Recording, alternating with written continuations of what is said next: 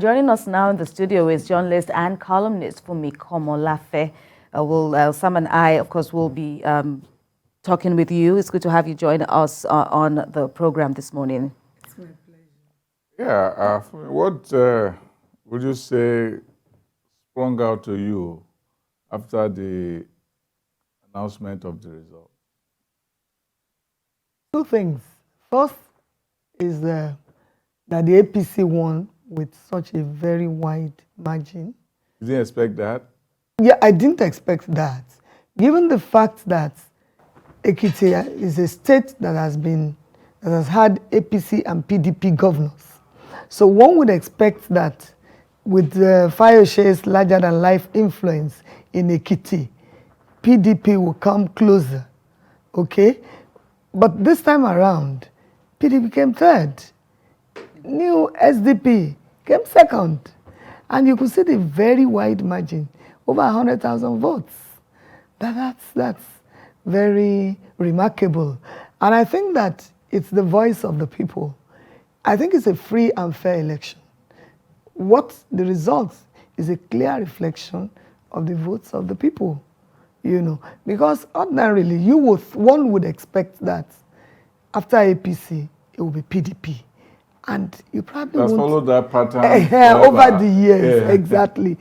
SDP is a newcomer, so to say, in a governorship election in the Ekiti state. Even though their own flag bearer, the governorship candidate, was a former governor, in person of Jagaban. Also remember that I think he was in PDP. Also went to the APC. Then he left APC and moved around. PDP.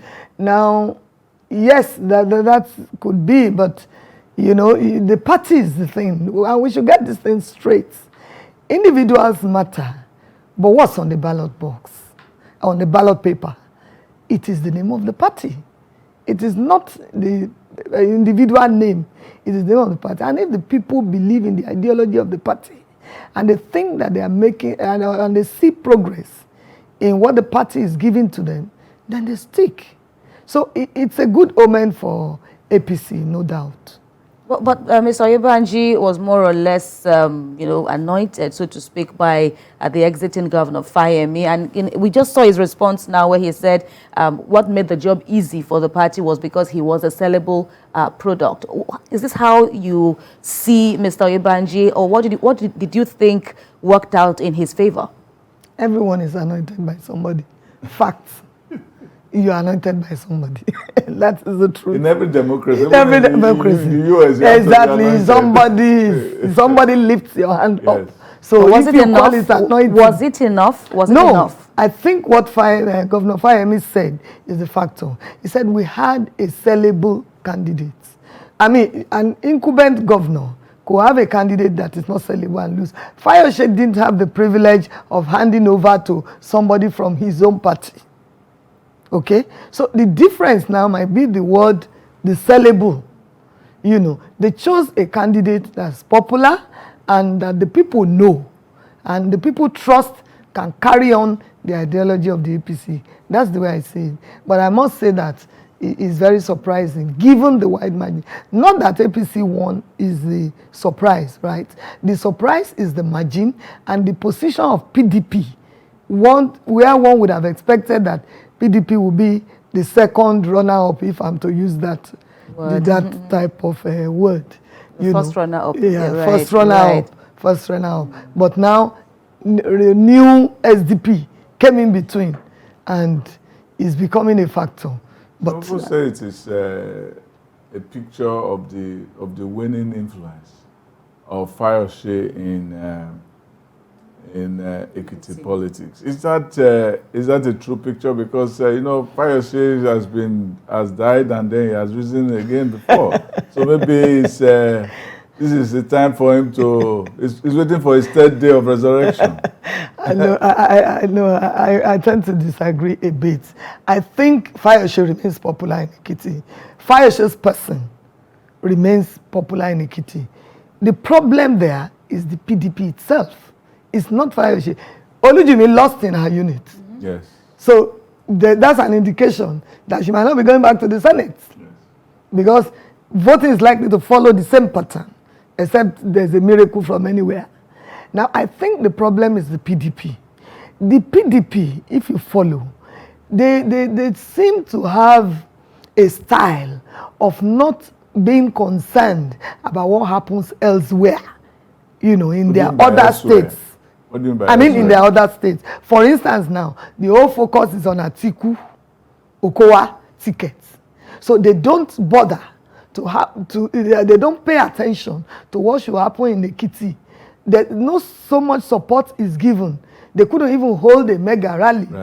Okay? So I think the problem is with the PDP, and it's not just happening in Ekiti. It could have happened, it has happened in a few other states like that too. So they have that trend, and it's gradually making their influence, winning their influence in politics. Is it a reflection of the fact that even the Okowa Atiku ticket have surrendered the Southwest to the APC? Because this was an example, this was an opportunity for them to show their imprint in the state or in the region. Yeah, I think they know.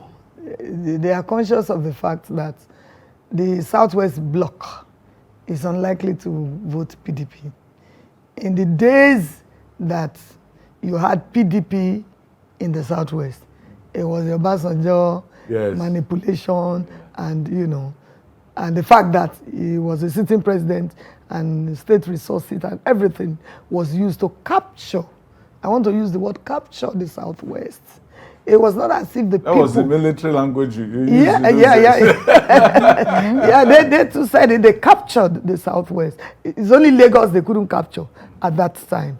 If you look at what happened to, I mean, coming back to what I said earlier, even in Ondo, the Ondo election of Akeredolu, how strong was the PDP? How strong were they? Yeah, how strong? Yeah. How much influence did they have? You know, they have this trend, and which is not very good. I think a political party, one of its objectives is to win election. Otherwise, you can as well be a civil society group. Yes.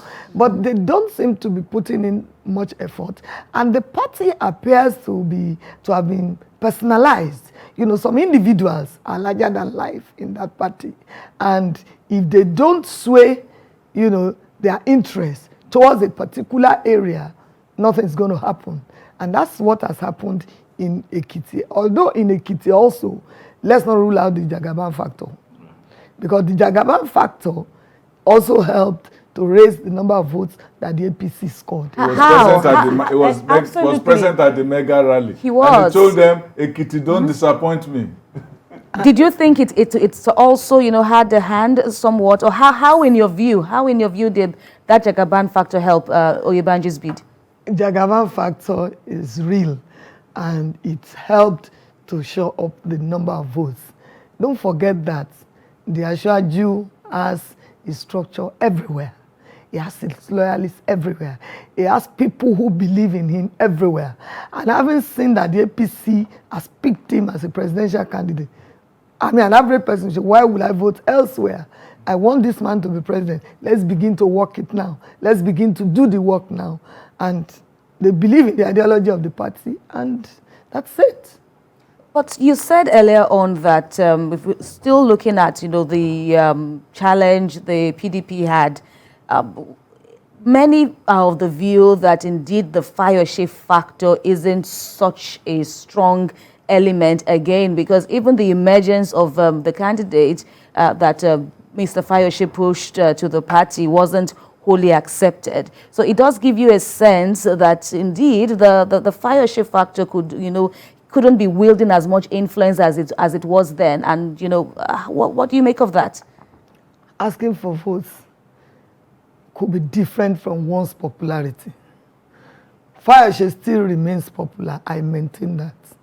Because Fayose is a grassroots person. The people love him. He knows how to worm his way into the hearts of the people. Even Governor Fayemi will acknowledge that. You can't wish Fayose away.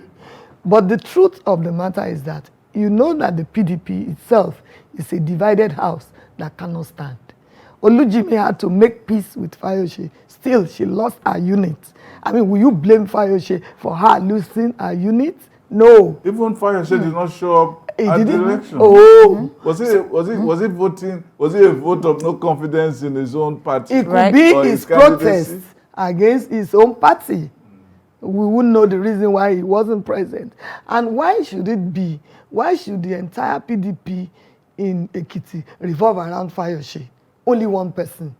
And sometimes Olujimi, and most times they have loggerheads. Okay, they patch it up.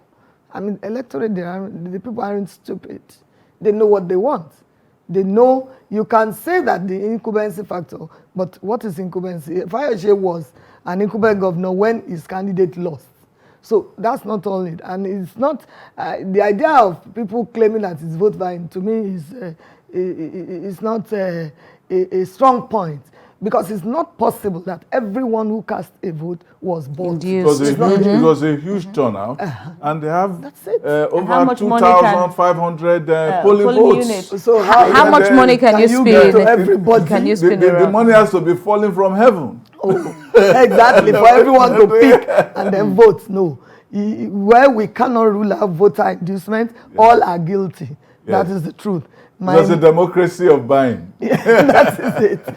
You know, but I think that the people know what they want. They believe in the ideology of the APC, and they see a brighter future ahead with that party, and that's why. So what about Mr. Segun Oni, a former governor? Of course, as you rightly noted, he had a deep across the APC and the PDP, and then choose. But some had also alluded to the fact that the SDP had no political structure, didn't even have anyone from its party, as a lawmaker at the federal or state level. What for you was the problem with the Segun Oni candidacy? Part of it you just mentioned. First, when did he decamp? He decamped after the build-up to the primaries. People had started talking about who will be. When you want to win an election in a party, it's not when the primaries start. You must have started doing your homework years before then. It's not when you then decide to move from APC to SDP. When will you build that structure to win that election? When? How? I interviewed him on this show. That makes it difficult. I interviewed him on this show, which was aired last week. And I asked him about that, about the fact that, you need a structure to win the election. And he said, what's the structure? He said, the people are the structure. Is it that the people did not fit into a structure? Or is it that it was actually popular and there were no systems to galvanize the supporters? Because he's challenging, or he says he will challenge the results of this election. Let him go and challenge. I mean, it's his right to do so. He could go to the tribunal. But the way he answered your question is it's a simplistic answer to your question. Structure is not just about who mans the world and all that. People must believe in you. They must believe in what you are able to do. If you pick anybody as your agent, then it's your own undoing. It must be people who believe. You have to have a movement before you can have a structure. You understand? A movement, people who believe in what you stand for, who believe in your ideas, who believe in your ideology, who can stand firm, who can also mobilize. It's not just about party agents. It's not about party agents. Your structure includes those who can mobilize for you, those who can get the people to believe in you and vote for you. They have to be well-known locals. Exactly. That's what they call structure. Exactly. Well-known locals in different places who people around the area can gravitate towards, who can answer their questions, who can tell them what to do, who can explain to them if there is any question to be answered. Those are who can pander to their needs, who can make them feel like a family within that context. So if the people are many, you have the majority, and they don't have that kind of localized fountains to draw water from, as it were. It's almost as if you have a crowd without a following. That is it.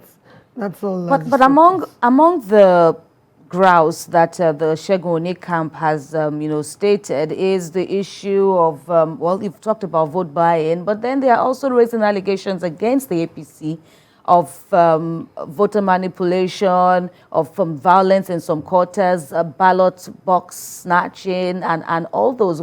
What do you make of this? I know I can see obviously that you're a keen observer and you monitor the polls to an extent, but in terms of this particular line of allegations, of course the APC has said it is ready for Mr. Oni if and when it goes to court.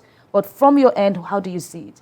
They remain allegations. I'm not a spokesperson of the APC, and I'm not here to defend the APC. Indeed.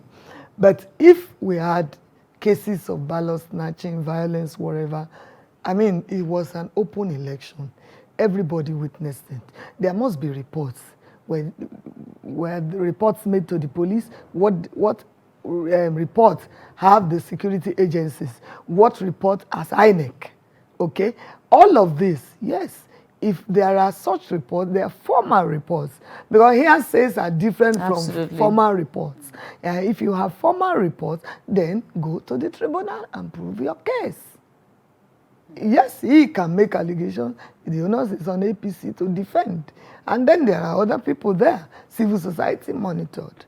So, but even if we had, you know, some cases of violence in some area, is that enough to give Oni the victory that, you know, given the wide margin? At least 100,000. Even if we sum up Oni's votes and Komolafe, they don't stay add up. So I would have said that Oni was the Ross Perot of the election, but it was trying to be, but it was not really Ross Perot enough to make a difference. I would you say too that was partly due to the fact that PDP committed an original sin, that they did not conduct a primary that was acceptable to all. APC had their own, and they mended their own fences, and they went into the election virtually as one party. PDP got broken into two. That must have affected its ability to even create a momentum. Yeah, that's part of the point I made earlier. You see that the national body of the PDP does not take interest in such things. If they had taken interest in such, you know, there's no party where you don't have disagreement. Like you rightly said, the APC was able to manage its own, come together, and united we stand, divided we fall. But they were not able to do that. And I see that it's possible that some aggrieved people within the PDP voted for SDP, if not for APC. If not for APC. Some of them might have voted for APC. Some of them would have stayed away. Some of them would have stayed away. Some would have voted for SDP. The options are endless. They need to, that party needs to reorganize itself. There needs to be a clearer focus and more commitment. People at the hierarchy of the party, they are not committed enough. They don't show enough commitment to what happens. It's like a tree that doesn't bother about the branches. They will wither out. After some time, the branches will wither off. And once they wither off, the tree itself is going. Danger list. So it's good that you are saying that about PDP on the national level. They just picked, our article just picked his running mate, Ifeanyi Okowa, Delta State Governor.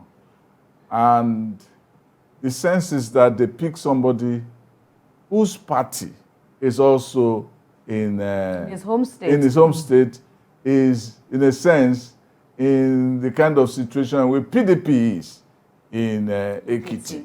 Except that this time, Ifeanyi Okowa, the governor, is at odds with the party leaders, Ibori, James Ibori, Emmanuel Udwan, and a few other people. And if I picked a candidate to be governor who is sheriff of Borevori, who is even not accepted by those supposed to be an Uroboma, it's not accepted by the most influential group in the Uroboland, which is called the Urobo People's Union.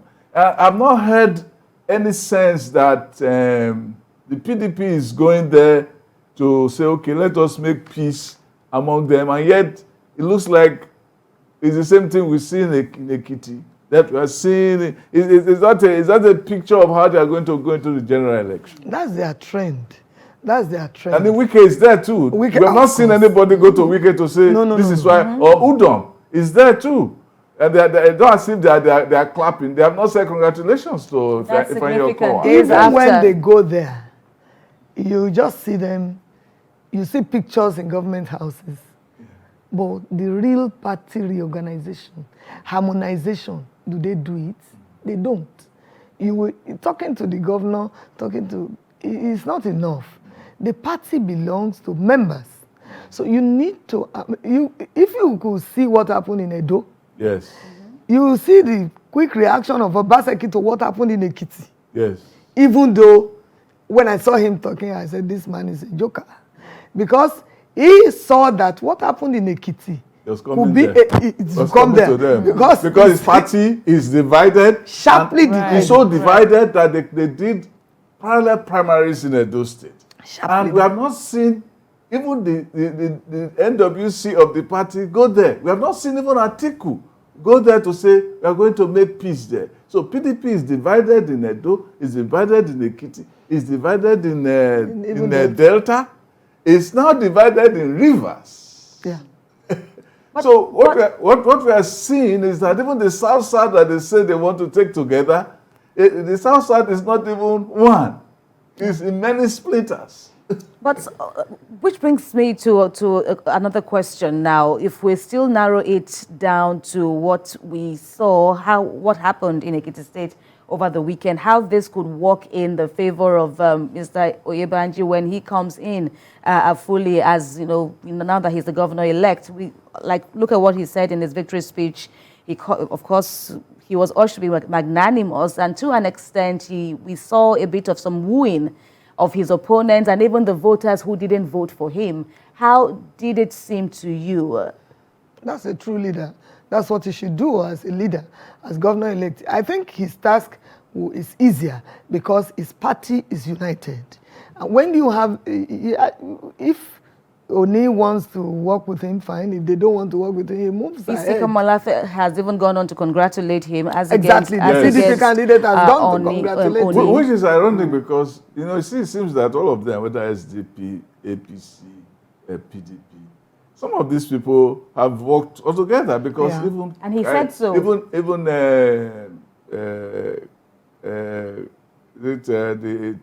Komolafe, the PDP candidate. Yes, Komolafe. Yes, actually worked for Oni before as DG. He even said so in your interview. Yeah, he said so that he had worked, Oyebanji said he had worked with both of them. They're all friends. Right. They're all friends and so on. Yeah. So they should be able to, it is the job of Oyebanji to pull all of these people together under one tent. Yeah. He's able to do that. But even as we are talking now, even the PDP in Osun, which is the next election, is not even together as one That party. is it. And the PDP has not gone there to say, okay, let's make peace. Will they learn from what has happened in Ekiti? I don't think. Is there enough time? Is there even time? It's already 3 weeks away. Time for them to learn, and I don't think they have learned, and I don't think they will learn. Why do I say so? That has been the trend. That has been the pattern. I said it that the hierarchy of the party is not interested in what happened. They don't show enough interest in harmonization of interest in the states. And for that, for as long as they continue to do that, maybe they don't bother about the Southwest. Maybe because they know that they believe that this bulk vote that is likely to go to APC, given the Jagaban presidential ticket. Yes. Maybe they don't bother. Maybe it's a signal that they are sending. But our fortunes is a party that goes to election and loses all the time. But if you say so of Southwest, what of the South? Where they are, where some people are saying now that even in Delta, the faction of the PDP that does not like Okowa, they work in the interest of the governor, and also in the interest of Jagaban in the presidential election and governorship in the context of the governorship election. And even in the Southeast, it's been said that it's more or less like a free-for-all. The PDP cannot be said to have a firm grip. No, they can't. Of the in the Southeast. No, they can't. And they pick Okowa, and they're saying that Okowa is Igbo, and it's an Ika man. He's not called Igbo. And the Ika people don't see themselves as Igbo. But he's not called Igbo now. They don't see themselves as at all. After the Ika people fought not on the other side of the civil war against the Southeast. Safe place to rest our conversation. Yes. Interesting discussion with you, Funmi Komolafe. We thank you indeed for your time with us on TVC Breakfast. Thank you.